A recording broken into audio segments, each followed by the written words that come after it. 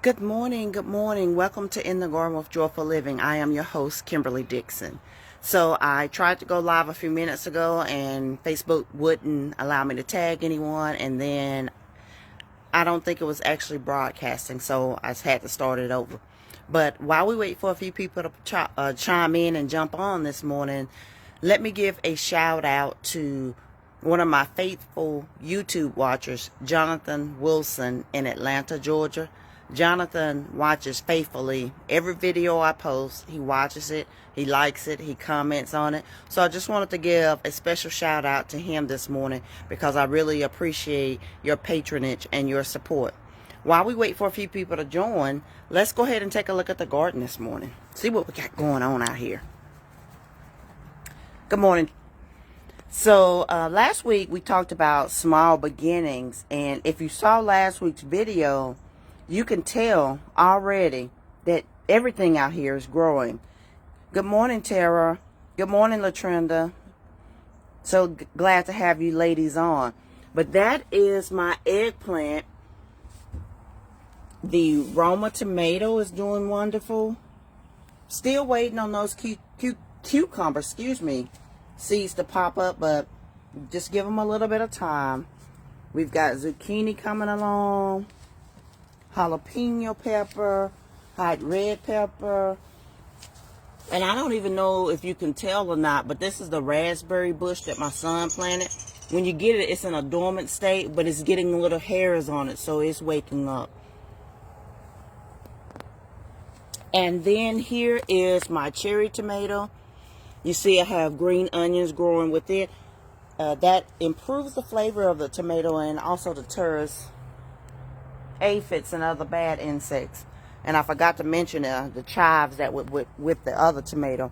Since last week, I've planted a few flowers just to beautify the area.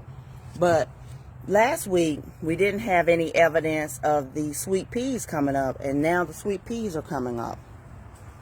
Sweet banana pepper. That's going to be the home for some ginger root. Even my little lettuce is coming up. Last week, we didn't see evidence of anything, but this week things have changed. Just more zucchini. More zucchini there. I always plant multiples, so when one plant doesn't have any ripe fruit on it, maybe another one will. And strawberries are doing beautifully. Thank you for tagging others, Latrinda. I really appreciate that. Look at that lettuce. Doesn't that lettuce look absolutely divine? Tara, I know you appreciate color and the vividness of different colors. That is the most beautiful shade of green, and that lettuce is good.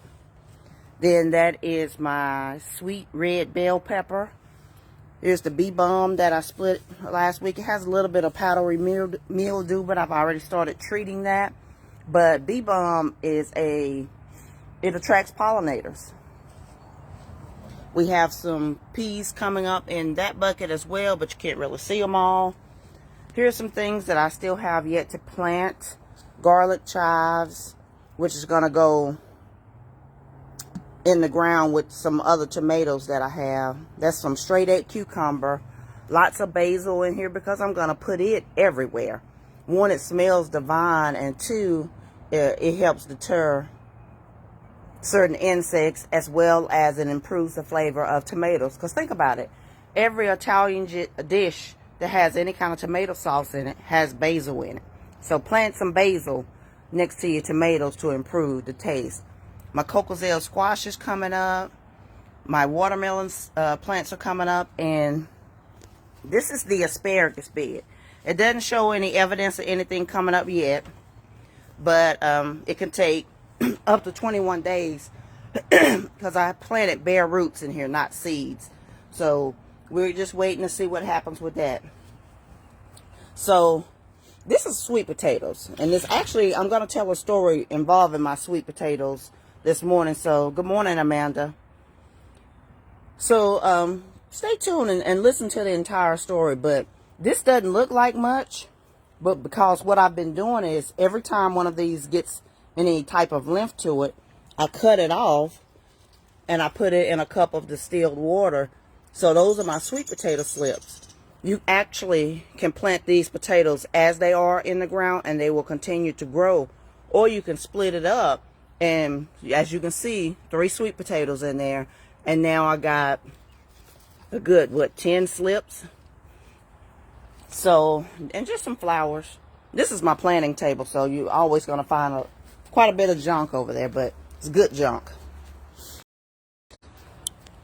So, as you can see, I titled this morning's broadcast, Too Small to Peel. So, hang in there with me, because this story has, good morning, Darlene, has some significance to it that we don't always see the parallels. So, I just showed you my sweet potatoes.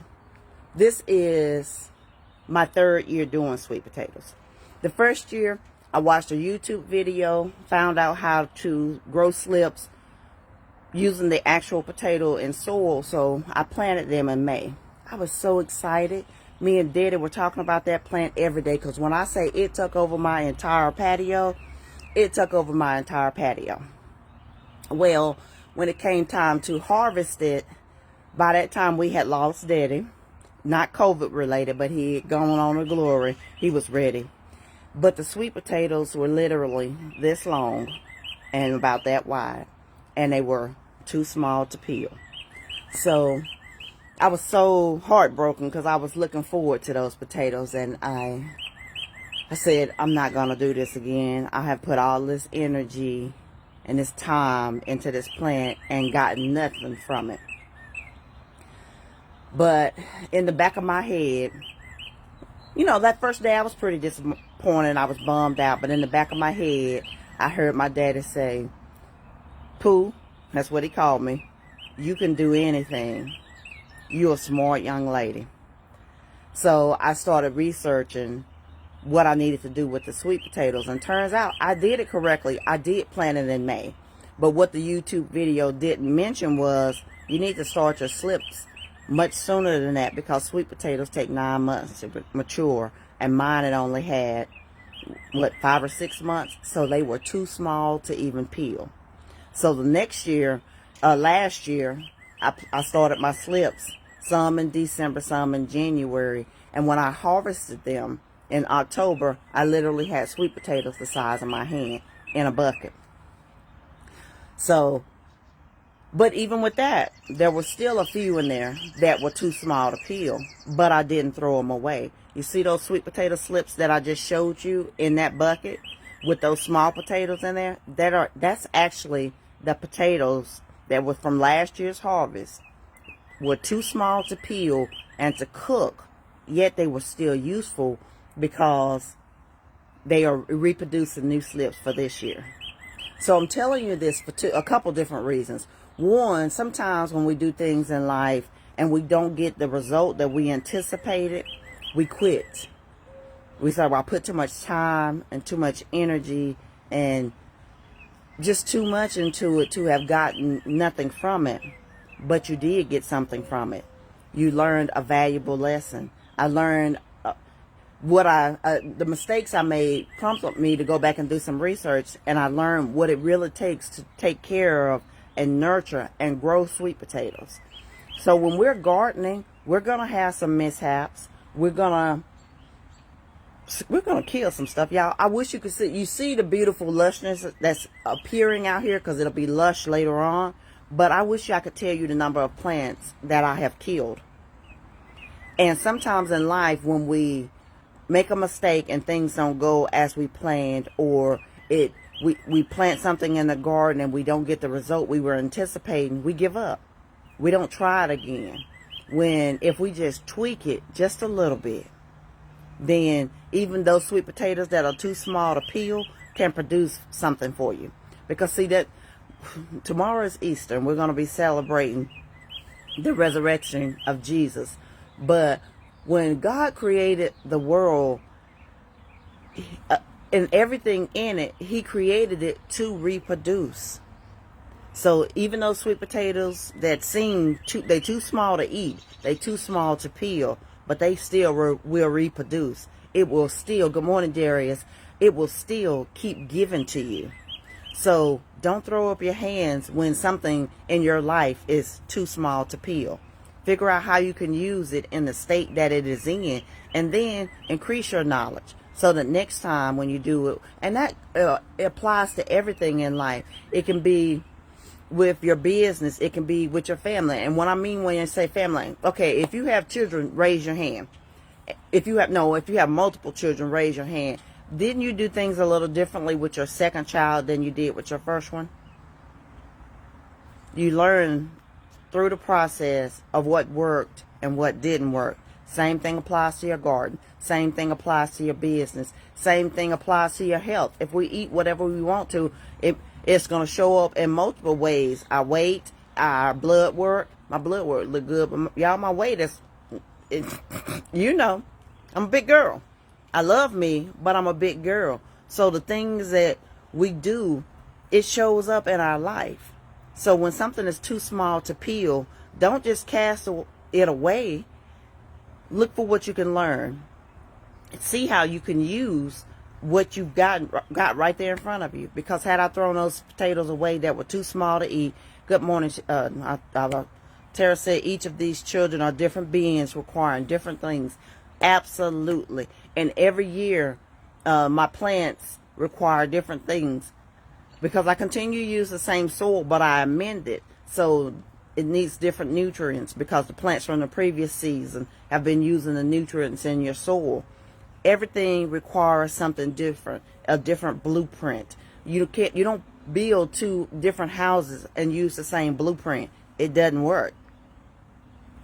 So when you have something in your life and it seems like it's not working out and it just was a waste of your time, I want you to take another look at it. Change your perspective. Because had I not changed my perspective, I would not have learned to grow potatoes, sweet potatoes, successfully. Speaking of potatoes, let me show this before I get off.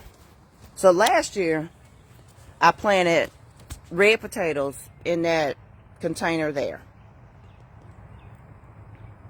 And insects destroyed the plant. So when it came, what would have been typically harvest time, I didn't even try to harvest it because the plant hadn't gone through the process of growing up, producing flowers, and dying off the way potatoes should do. Didn't even try to dig it up because I was like, there's nothing in there.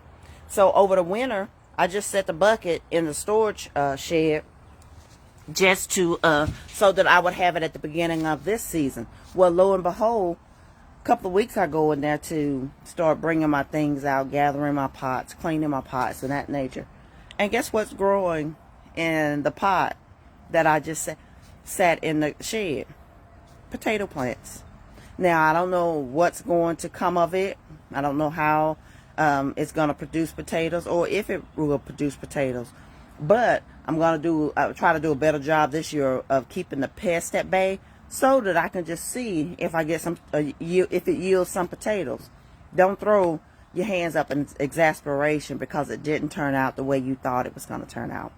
Man, I wish I could tell you the number of bumps, lumps, flat out falling on my face experiences I've had in life in my 51 years. And that's the same for each of your lives. It all shows up differently. Sometimes it can be painful. Sometimes it's going to be joyful.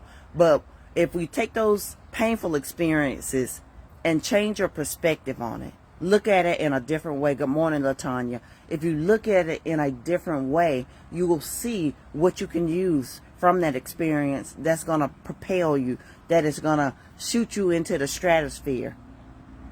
Because the knowledge that I have about gardening and about life, I wasn't born with that. This is a result of falling on my face 1,010 times.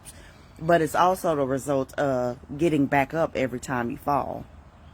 So guys, when something is too small to peel in your life, or which, in other words, if it seems like it doesn't have any value, I want you to change your perspective on it. Look at it differently. And then come back to the table so that you can learn from that experience and do things a little bit different this time so that you can get a different outcome.